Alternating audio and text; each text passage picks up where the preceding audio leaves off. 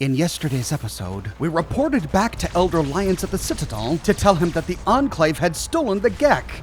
We either gave him the vial of modified FEV, or we didn't. And then Elder Lyons gave Sarah Lyons the go-ahead to deploy Lyons Pride and Liberty Prime against the Enclave at Project Purity. We then escorted the giant robot all the way to the Jefferson Memorial while listening to his wholesome views about communism. Death is a preferable alternative to communism. Democracy is non-negotiable. Communists detected on American soil. Lethal force engaged. Embrace democracy, or you will be eradicated. Communist target acquired. The last domino falls here. German jetting will fail. China will fall. America will never fall to communist invasion. Democracy is truth. Communism is death. Engaging Chinese invader. Communism is the very definition of failure. Communism is a lie. Freedom is the sovereign right of every American. Tactical assessment. Red Chinese victory. Impossible. Democracy will never be defeated. Alaska's liberation is imminent. After Liberty Prime cleaned up the Enclave, we were free to enter the gift shop. But heading down the hallway and turning the corner, we find the gift shop heavily guarded.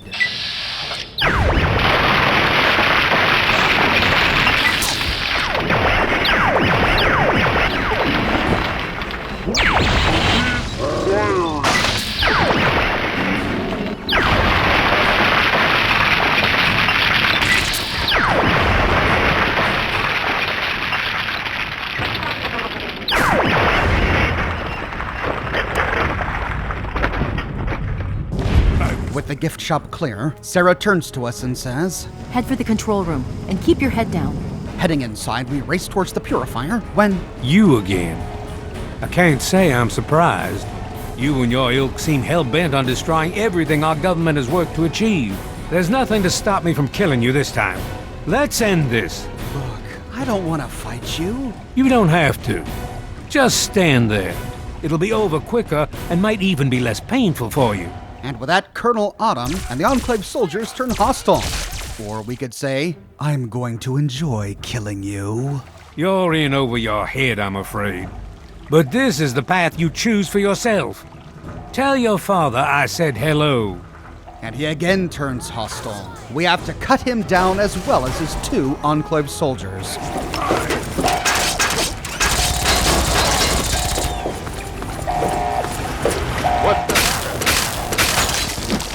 Well, that takes care of that. By now, the Pride should be mopping up whatever opposition is left outside. Let's get this room secured. Or we can say, give it up, Autumn. You've lost. I beg to differ.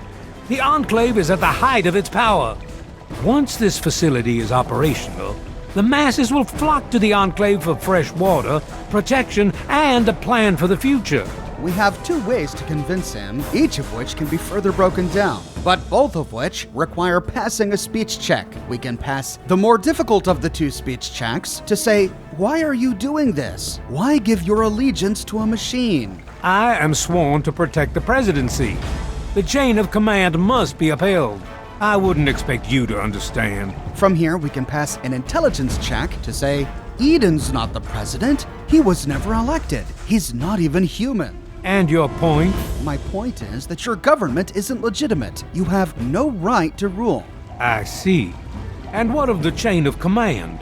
When the Enclave fell on the West Coast, Eden was next in line for leadership. He's not human. He assumed control. It was never given to him. Yes, you're right. I had not considered it from that viewpoint. But then, where does that leave me? Or, instead of the intelligence check, we can pass a speech check to say, Eden betrayed you. You see this vial? He trusts me more than he trusts you. That's not true. That plan was abandoned months ago. He would never go behind my back. But you know he has. He sent me to do a job that you wouldn't. You could have stolen the vial. It means nothing. It proves nothing. You know I'm telling the truth. Eden, the Enclave, both have betrayed you. I am in charge here. I am the Enclave. If you're in charge, then you can stop the plans of some mad machine. Stop? Now? Are you out of your mind? There's nothing else to be done. We will push forward and we will prevail. Or, going back to the very beginning of this conversation, instead of choosing the harder of the two speech checks, we can choose the easier one to say, Raven Rock is gone. Eden checked out. You've got nothing left. The American people are worth fighting for. The future must be secured. I won't let you stand in the way of that. This isn't the way to do it. More fighting will just make things worse. And what would you have me do? Let you have everything I've worked to build? Let you destroy it all? No matter which pathway we chose, they all lead to the same final choice. We can say, you know what? Screw this. You're going down. Such arrogance. If that's your wish, so be it. Take some small comfort in knowing you'll have little time to regret the decision. Or we can spare his life by saying, just walk away. It's not too late. And you would just let me leave? How can I be sure you won't just shoot me once I turn my back on you? I suppose it doesn't matter much now. Very well. I shall leave you to your fate. And with that, he leaves. I guess I shouldn't be surprised that you just let him walk away. It's amazing the world hasn't beaten that out of you. I'll go along with it, but I don't like it. You just better hope it doesn't come back to bite you. Now let's get this place locked down. Sarah races up to Project Purity, and Eden, with his soldiers, leaves forever. However, if we want to keep him alive, we better pickpocket him now, because this is our final opportunity to loot 2 unique items. On his inventory, we find Colonel Autumn's laser pistol. The stats of this pistol are different depending upon whether or not we have the Broken Steel DLC installed.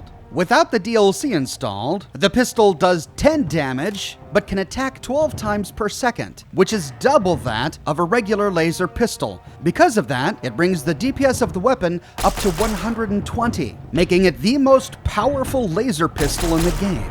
However, with Broken Steel installed, its damage is increased to 18, but its attacks per second reduced to 6. This puts its DPS at 108, which is the same as Smuggler's End, which we found in Elder Lion's safe in my video on the Citadel. The only difference between Colonel Autumn's Broken Steel laser pistol and Smuggler's End is weight. Smuggler's End weighs 1 pound less than Colonel Autumn's laser pistol. It looks like every other laser pistol.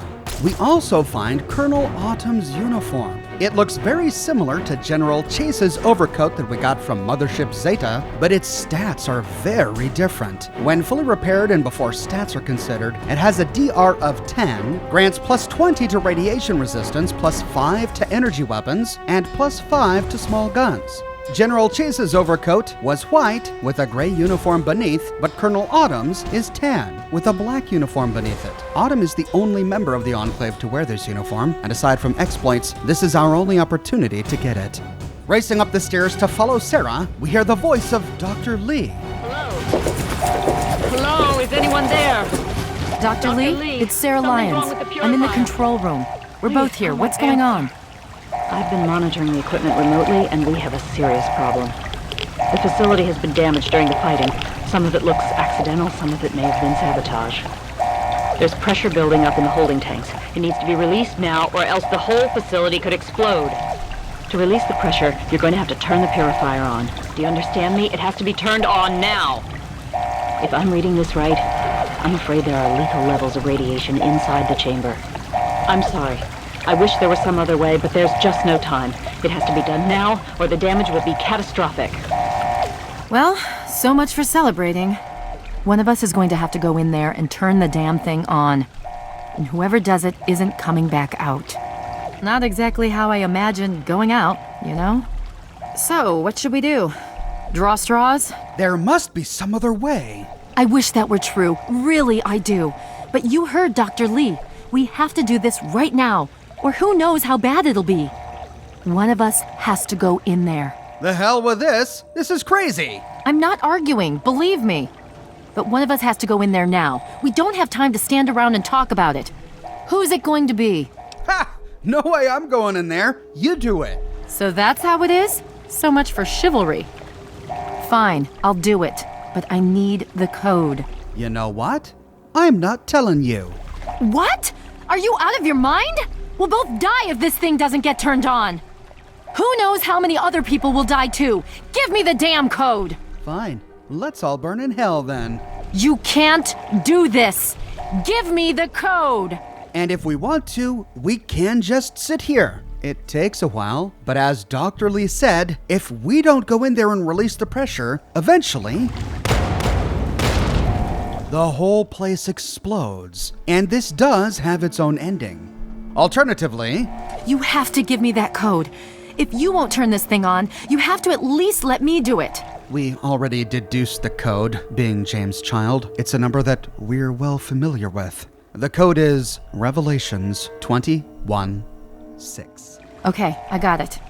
I guess if this doesn't work, we're screwed anyway, right? I just wanted to say thanks and good luck. Good luck? That's it? Fine, thanks. Now, let's get this over with. With that, Sarah races towards the console and waits for us to activate the switch.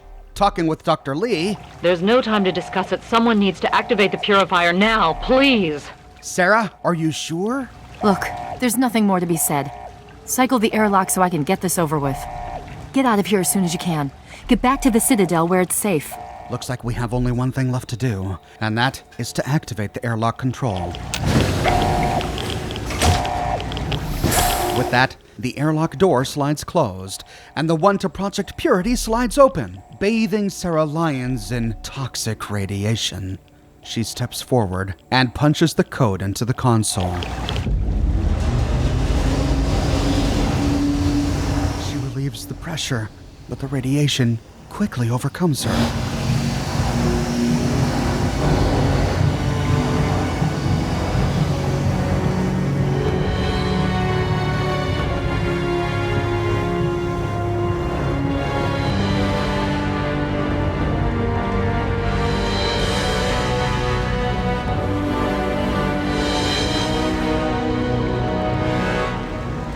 Or, if we have Fox as a companion, and only with broken steel installed, we can say, Fox can start the purifier. If that's how you want to do this, fine. But be quick about it. Turning to Fox, This is a dire predicament. What shall we do? Fox, I need you to start the purifier. The code is 216. Of course. My immunity to radiation makes me a far better candidate for surviving in there. I would say that your destiny lies within that chamber, but you have already altered mine. The least I can do is return the favor, cycle the airlock, and we'll put an end to this. He races inside. We cycle the airlock, he steps into the chamber, and punches in the code. I said, punches in the code. Okay, he's thinking about it.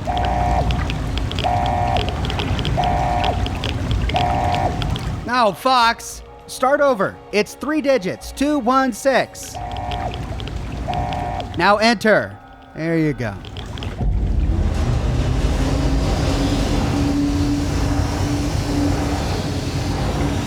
And with that, Fox survives the radiation. He struts around triumphantly, having saved the Capital Wasteland.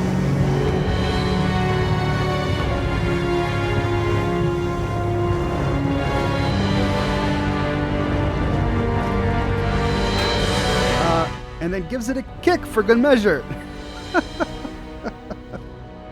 Now, without broken steel installed, we can ask all of our other companions to sacrifice themselves instead. However, they all turn us down, and they have their own humorous dialogue, but with broken steel installed, these options are removed, and their dialogue is removed. I wasn't able to capture these conversations, even though I tried, because I didn't want to risk messing up my game saves by uninstalling broken steel. However, with broken steel installed, we find two additional options. We can say, Sharon can start the purifier. Great, then get him in there. We don't have time to waste. Then, turning to Sharon, This is an unpleasant situation to find ourselves in. you need to start the purifier, Sharon. The code is 216. I don't recall that being part of the plan. He has the same response to either of these two options. So we can say, Sharon, please do this for me. The code is 216. As my employer, I am obliged to honor your request. Very well. He heads inside, we cycle the airlock door, he walks into the chamber, and punches in the code.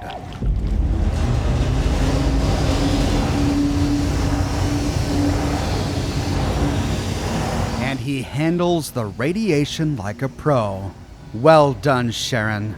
Well done.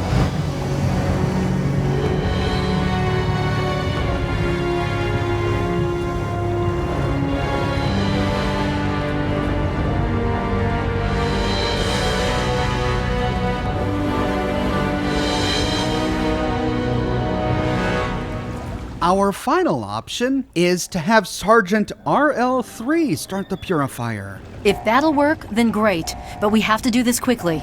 Then, turning to the sergeant, Another glorious day in this man's army.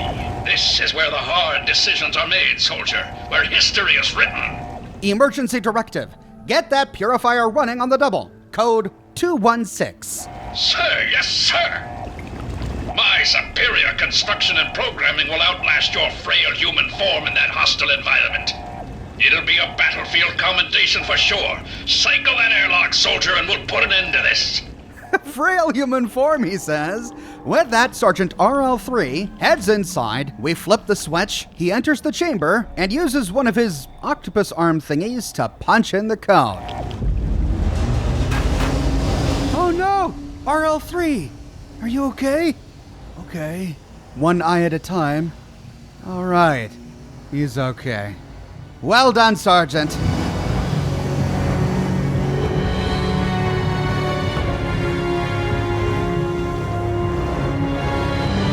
But if we don't have Fox, or we don't have Sharon, or we don't have Sergeant RL3, and we don't want Sarah to sacrifice her life, we can say, I'll do it.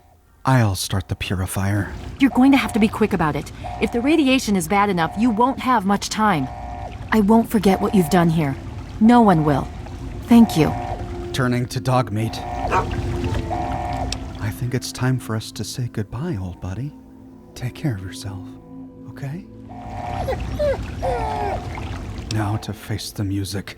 Turning towards the console, we head inside, and Sarah closes the airlock door behind us. The emergency bulkhead slides open, and it's here where we make a choice that has dramatic consequences for everyone in the Capital Wasteland, changing the course of the events that happen during the Broken Steel DLC.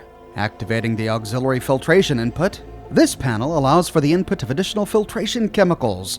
Do you wish to add any chemicals to the system? We could do nothing.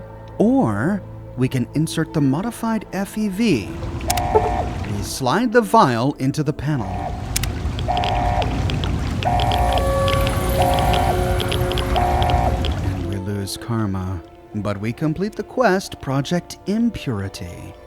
No matter which option we choose, we must now activate the purifier. Stepping inside, we see a dead Enclave scientist, but no trace of James. Looks like the Enclave tried to clean up in here. What did they do with his body? Stepping forward, we see the console, and we can punch in the code. 216. Enter. Karma. We are overwhelmed by the radiation, but before we fall to the ground and die, we see the murky, opaque water of the tidal basin begin to clear. It's working. It's working.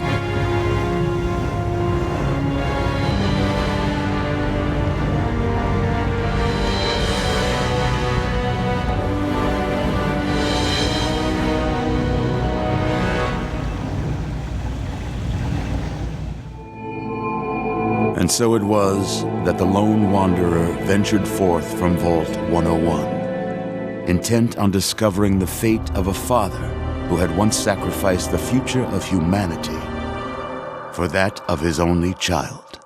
If we have bad karma, The capital wasteland proved a cruel, inhospitable place, and the lone wanderer ultimately surrendered to the vices that had claimed so many others. Selfishness, greed, cruelty. These were the values that guided a lost soul through countless trials and triumphs.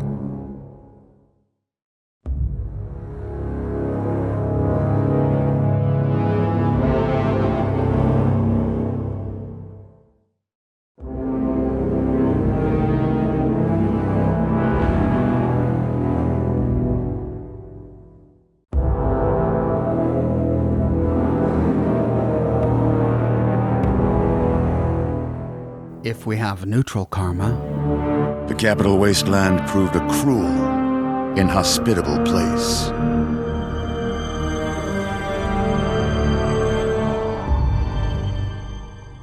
but if we have good karma, The capital wasteland proved a cruel, inhospitable place. But the lone wanderer refused to surrender to the vices that had claimed so many others. The values passed on from father to child, selflessness, compassion, honor, guided this noble soul through countless trials and triumphs.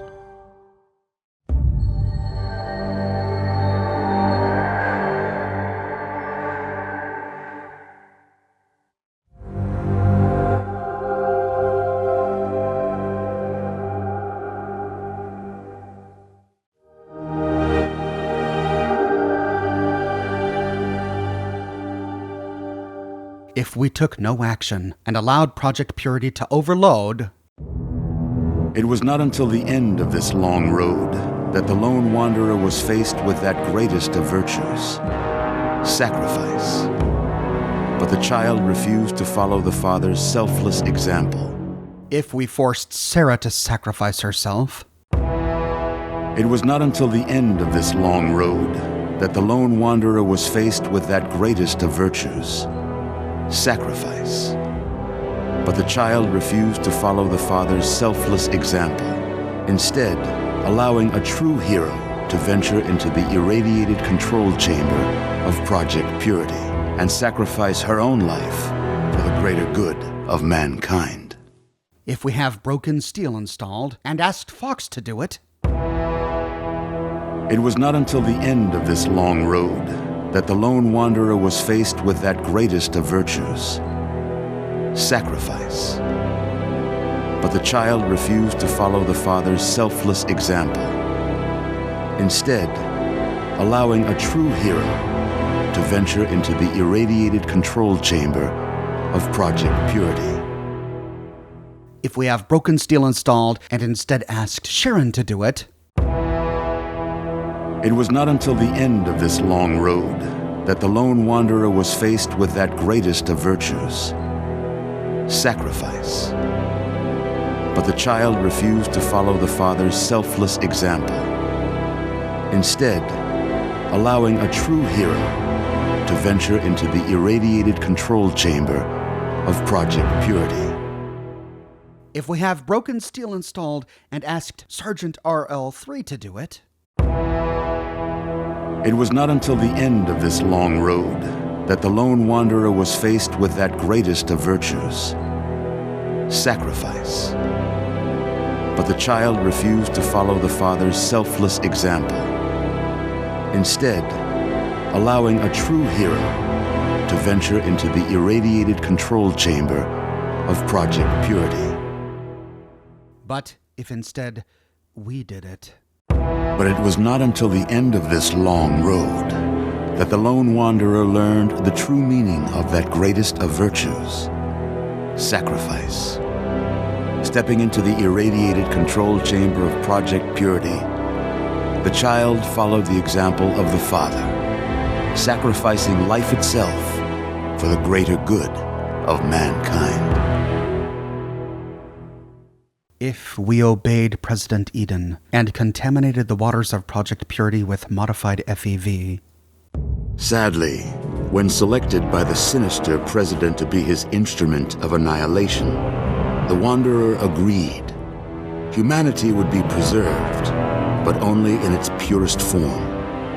The waters of life flowed at last, but the virus contained within soon eradicated all those deemed unworthy of salvation. The capital wasteland, despite its progress, became a graveyard. But if we didn't? Thankfully, when selected by the sinister president to be his instrument of annihilation, the Wanderer refused.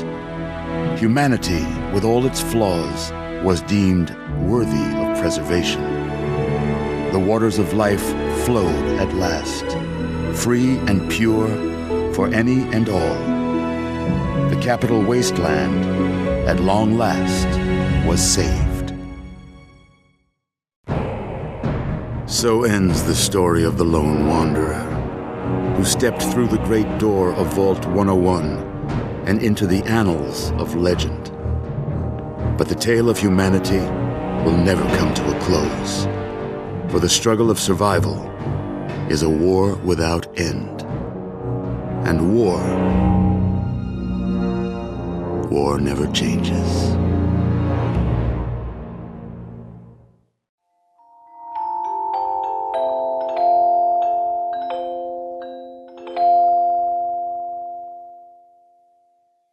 And that is the full story of Fallout 3. That is, until... The Enclave is retreating. We have a location isn't going to help at all. We have enough. We awaken 2 weeks later, but where are we? Thus begins the events of the Broken Steel DLC for Fallout 3. We can only play this DLC after completing the primary story to the game. Now that we're done, I'll be tackling Broken Steel in an upcoming series. I need time to capture footage, and in the meantime I'll be working on other content, but never fear. We'll begin the full story to the Broken Steel DLC of Fallout 3 and explore the ramifications of our choices we made during the main story in an upcoming series. If you don't want to miss it, consider subscribing here on YouTube and turning on the bell notifications button. If you have and you feel like you're still not getting YouTube notifications, consider following me on Twitter at Oxhorn. I update Twitter manually with every new piece of content that I publish. I have a shirt shop with completely unique designs that you can't find anywhere else. My designs come on shirts in a variety of men's, women's, and children's sizes and in a wide array of colors. You can find them on other products as well, like smartphone cases, pillows, posters, mugs, stickers, prints, etc. So if interested, you can find a link to my shop in the description below, or you can click here. If you like what I do and you want to support me in a more personal way, consider becoming a patron on Patreon or a member here on YouTube. But more than anything, I'm just so glad you're here watching this video with me today. Thank you so much for watching, and I'll see you soon with more Fallout content, and in time, the story of Broken Steel.